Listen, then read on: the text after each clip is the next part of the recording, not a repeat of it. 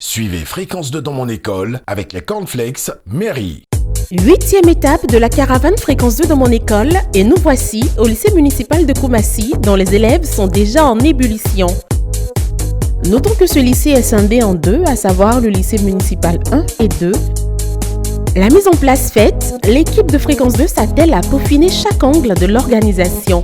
Pendant ce temps, prenons l'avis des élèves quant à cette visite de Fréquence 2 dans leur établissement. Le proviseur a envoyé le messager dans la classe pour nous faire part qu'il y aura un événement au lycée Fréquence 2 dans mon école. J'aime beaucoup et c'est super bien. Il nous donne des conseils à suivre pour ne pas être violent en classe, ne pas être violent à l'école. L'initiative de Fréquence 2 est une bonne initiative parce qu'elle permet aux élèves de se divertir et d'apprendre encore davantage. Il fait partie de l'équipe et ce qu'il réussit le mieux, c'est mettre les foules en branle. DJ Feno enivre les élèves avant de céder le micro à Yves Aymar.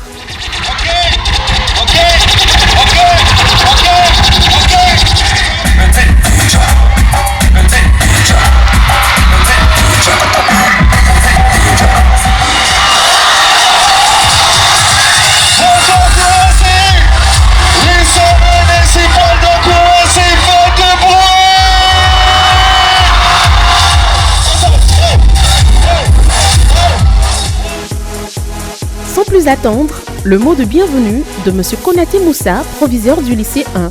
Au nom de toute la communauté scolaire des deux structures qui vous accueillent, lycée municipal 1 et lycée municipal 2 de Koumassi, je dis Akwaba à tout le monde et notamment à l'équipe de Fréquence 2 que le Tout-Puissant qui gouverne toutes choses veille sur ce moment que vous avez bien voulu partager avec nous pour connaître un tant soit peu nos réalités, nos difficultés et nos aspirations.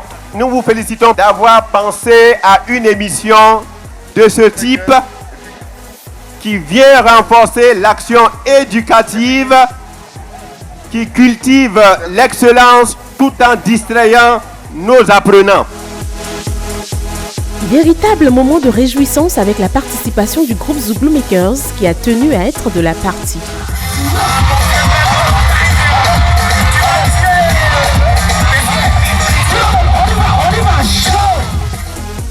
Pour le compte de la rubrique Ma contribution, les élèves du lycée municipal de Koumassi ont décidé de se prononcer sur la question de la violence en milieu scolaire. La violence scolaire se manifeste sous différentes formes, parfois physiques qui sont les plus graves, surtout verbales et quelquefois sexuelles. Le monde en général se focalise sur les actes les plus graves, mais en réalité, il s'agit d'une succession de petites violences répétées, quotidiennes, le plus souvent verbales, entre de simples incivilités, comme les insultes, les menaces et les faits tragiques.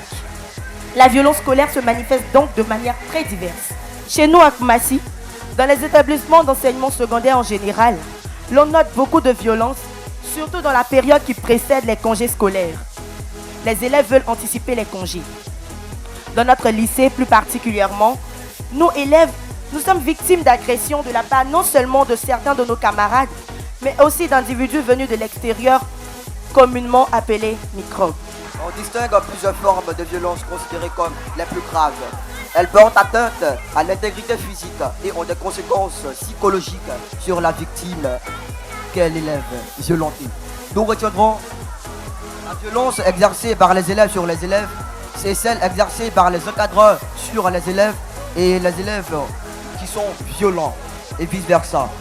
Violence élève-élève. Ces violences se passent souvent à l'école, mais aussi souvent en dehors de l'école. Ici, pour dire vrai, nous n'avons vu aucun cas dans ce lycée. Violence élève-encadreur. La violence contre les enseignants de la part de leurs élèves s'est traduite parfois par des événements tragiques, allant jusqu'au meurtre commis par des jeunes, comme pour la violence contre d'autres élèves, souvent avec des objets tels que les barres de fer, les couteaux et même des fois les armes à feu de leurs parents. Là encore, il s'agit de cas rares. Il est nécessaire de mettre en place des solutions pour que notre établissement demeure autant que possible un lieu protégé des intrusions venant de l'extérieur. Les nouvelles équipes mobiles de sécurité à mettre en place en liaison avec les chefs d'établissement, devront venir en renfort des équipes éducatives et sécuritaires. Elles doivent assurer la protection et la sécurité des personnes et des biens au sein de notre établissement ou dans son périmètre immédiat, par des contrôles, des dissuasions, par la prise en charge temporaire des entrées et sorties des élèves et en conséquence avec pour mission d'assurer la sécurisation des proximités à l'entrée du lycée municipal. Il est nécessaire de répondre aux difficultés de l'acte d'enseigner. Dans ce contexte difficile où l'agression verbale l'emporte trop souvent sur la parole raisonnée, il est nécessaire de placer devant des élèves en mal de reconnaissance des enseignants préparés à l'atténuation de conflits et à la gestion de situations de crise. Des talents cachés, ces élèves en ont et manipuler le feu avec dextérité en fait partie.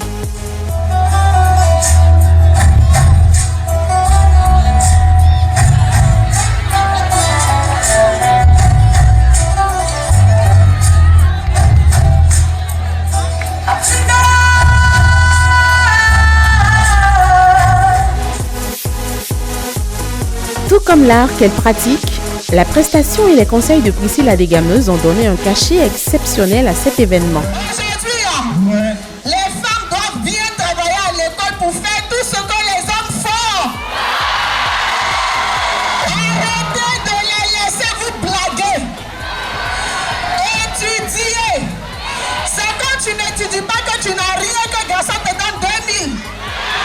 Sinon, quand tu as ton argent, là, c'est bien de regarder pour dire va te donner 3000. Et oui, Marie-Josée Taloup est notre modèle du jour. La talentueuse sprinteuse ivoirienne qui ne cesse de relever les défis que lui impose sa discipline est une ancienne du lycée municipal de Koumassi. C'est avec beaucoup de plaisir qu'elle retrouve son lycée et partage son expérience avec ses cadets. J'étais ici de 2001 à 2007, c'est-à-dire j'ai fait la 6e jusqu'à la terminale ici. Ah, quand même. J'ai toujours été parmi les meilleurs parce que ma maman ne badinait pas vraiment avec les études. Il fallait toujours envoyer de bons résultats, donc j'étais toujours parmi 14 et 15 de moyenne. Waouh, bravo, bravo, applaudissements pour ces résultats. Alors, quelles ont été tes stratégies pour avancer, pour justement avoir le résultat que tu avais, les 15-14? J'étudiais vraiment parce que je ne lésinais pas sur les moyens pour pouvoir apprendre. Ouais. Et j'aimais pas aussi être dernier, ça c'est clair. Ouais. Donc s'il y avait toujours le moyen de toujours aller apprendre de nouveau, j'apprenais. Ouais. Donc j'étais quand même excellente un peu partout. J'étais meilleure de ma promotion aussi au BPC. Au BPC? Au bac. Wow. Oui, au BPC, je pense que j'ai eu 260 combien là? Ouais. J'ai eu 367 points. Ouais. Donc j'étais quand même... Non, tu étais là. J'étais quand même calé. Parce que je sais que j'ai eu 18 en physique. Wow. Oui, au bac, j'ai eu 18 en physique. J'ai eu 16 en maths et 14 en SVT. Ah, t'étais plus scientifique? J'ai fait la première D, terminale D. Ouais. J'ai fait la seconde C. J'ai voulu aller en première C, mais ça n'a pas été parce que à cette période-là, je me suis dit qu'après le BPC, on s'amusait un peu. Alors qu'après le BPC, c'était de redoubler encore d'efforts pour pouvoir passer au fait. Et moi, je me suis un peu amusée en seconde. Et ce qui a fait que ma moyenne en maths n'a pas été vraiment fameuse pour moi d'aller en première C. Donc, je me suis rattrapée en premier. C'était pas donc, plus mal. J'étais quand même parmi les meilleurs en tout cas. Et le bac? Le bac, j'ai été la meilleure de mon centre. Carrément? Oui, justement. La meilleure de tout le centre? Oui. Waouh. Applaudissements pour notre championne, s'il vous plaît. Ouais. Beaucoup de personnes qui pensent que je suis allée au sport parce que je n'aimais pas étudier. Oui. Voilà. J'étais excellente à l'école. Et quand je dis excellente parce que après le bac, j'ai été faire la médecine. C'est parce que, au fait, j'ai voulu partir faire le sport que j'ai laissé la médecine. Oui. Donc les gens pensent qu'on se lève comme ça parce qu'on n'aime pas bosser et on se met au sport. Non, c'est pas ça. Il faut être aussi excellent à l'école. De la manière dont tu es excellent à l'école, je pense que ça va se sentir même dans le sport que tu fais. Oui. Alors, Marie-Josée, comment du lycée municipal de Koumassi, tu te retrouves à être aujourd'hui l'une des meilleures athlètes au monde? C'est quelque chose d'incroyable. C'est un rêve qui devient réalité. Explique à ces jeunes comment leur rêve peut devenir une réalité. Déjà, moi, je peux dire, il faut déjà croire en son rêve. Parce qu'il y a plein de personnes qui vont vous décourager, qui vous diront que vous n'allez pas y arriver. Moi, je me rappelle quand je commençais déjà le sport, on m'a dit tu es une fille, déjà le sport, l'athlétisme en Côte d'Ivoire. En Afrique, ça ne paye pas. On voit plus le football et le football, ce sont les hommes.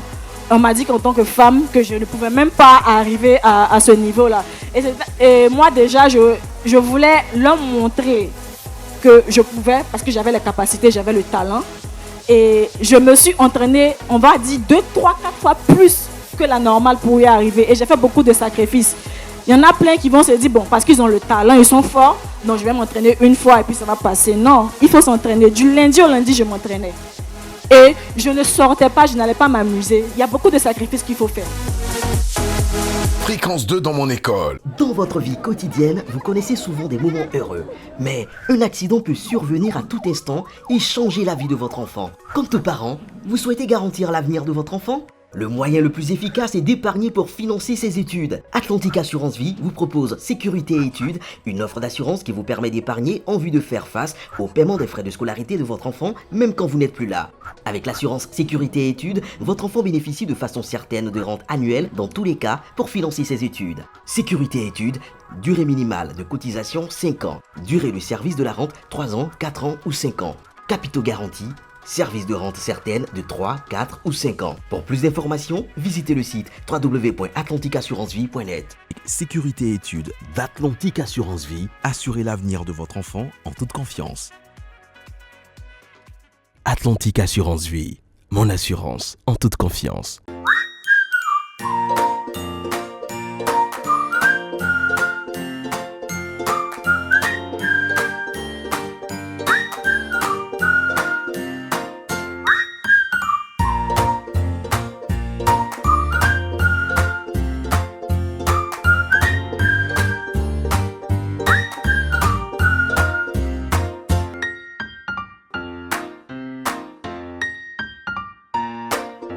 Fréquence 2 dans mon école. À présent, découvrons notre élève modèle Doucouré Israël, handicapé auditif cependant, en classe de terminale C avec pour moyenne 12,04. Quand il était très jeune, il n'entendait pas véritablement. Et c'est une maladie qui l'a traîné tout au long de sa vie. À quel âge tu es parti à l'école ? 11 ans, il a commencé à aller à l'école un peu tard, à l'âge de 11 ans. Voilà, m'a dit après, tu ne veux pas, après, ta bobo n'est pas bien. Ben, je vais après, je vais dire 20, et ben je cours à la 11 ans. Après, je te paye du temps, et puis Ouais. À Bobo, où il était, c'était pas très évident pour lui d'avoir un cursus scolaire. Mais il a trimé certes, mais il a pu obtenir des résultats de classe en classe jusqu'à ce qu'il soit aujourd'hui en terminale C. Sa mère rejoignant la scène nous en dit plus sur l'histoire de Doucouré. Tout petit, à l'âge de 2 ans, il était malade. Vraiment, il était même mort. Mais c'est Dieu qui l'a ressuscité. Ouais, c'est fort ça. Et c'est partant de là, il n'a plus entendu. Ouais. Il ne pouvait même pas s'exprimer, ni dire maman, ni papa. Ouais. Mais aujourd'hui là, grâce à Dieu, à l'âge de 11 ans, il a commencé à aller à l'école. Vraiment de CPE jusqu'en terminale, il n'a pas redoublé. En tout cas, il est brillant. En seconde là, il a été premier des premiers. Il est allé à Yamsokro pour aller compétir. Premier des premiers. En physique. Physique, il est parti, il a eu des cadeaux là-bas, il a envoyé. Alors, maman, toi, tu vis ça au quotidien avec lui. Qu'est-ce qui explique qu'il, malgré toutes les difficultés, il arrive à avoir ses résultats, il arrive à être premier des premiers. Comment tu expliques ça? J'ai fait tout pour que... Parce qu'il veut faire. Donc, il faut que je l'aide. Il y a son répétiteur là. Quand on explique en classe, il n'a pas compris. Arrivé à la maison, il encadrait. Mais depuis... la première, il a commencé à travailler, donc il a relâché un peu. Ce qui fait que vraiment, dans ces temps-ci là, c'est un peu dur. Et il est en classe d'examen. Chaque fois, je cherche même des gens aussi pour l'encadrer pour qu'il puisse avoir son bac. C'est pas facile pour moi. Ouais. Il étudie, mais si ça ne va pas, il faut comment? Je n'ai pas les conditions. Donc, on a fait examen. On dit appareil, je n'ai pas l'argent. Je fais comment? Qu'est-ce que tu peux lui dire que tu ne lui as jamais dit? Regarde-la dans les yeux et parle-lui, Doucouré. Ta maman, elle a Tu es fier de maman? Oui. Ouais. Maman, merci. Il dit merci maman. Merci maman. Relevons à toutes fins utiles que Doucouré Israël, pour étudier, vient à l'école avec sa mère qui est technicienne de surface du lycée à 4h du matin afin de profiter de l'électricité vu qu'il n'y en a pas chez eux. C'est au tour des officiels et invités de rejoindre la scène pour leurs mots de fin, parmi lesquels Mariam Koulibaly, directeur de Fréquence 2. Doucouré a fait une consultation et il est question de tester un appareil qui pourrait lui permettre de mieux entendre. On ne peut pas dire aujourd'hui ce que ça coûte ou ce que ça représente, mais on peut au moins dire le processus. Donc nous allons le diriger vers un centre hospitalier spécialisé en la matière et Doucouré bénéficie à partir de ce jour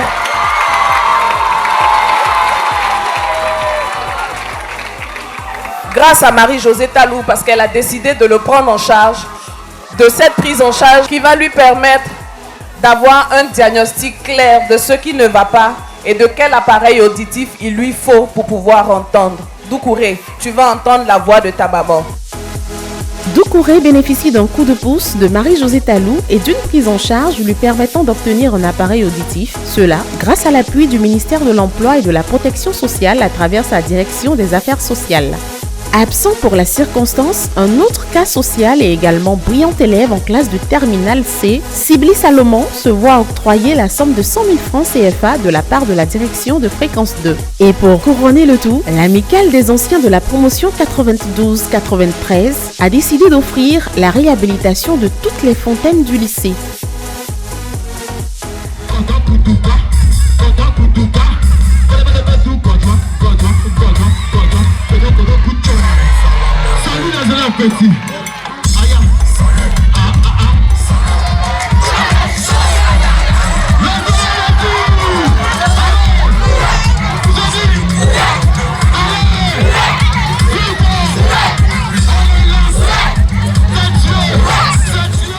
De belles retrouvailles, en somme, au bénéfice des élèves du lycée. Rendez-vous la semaine prochaine au lycée moderne d'Anyama.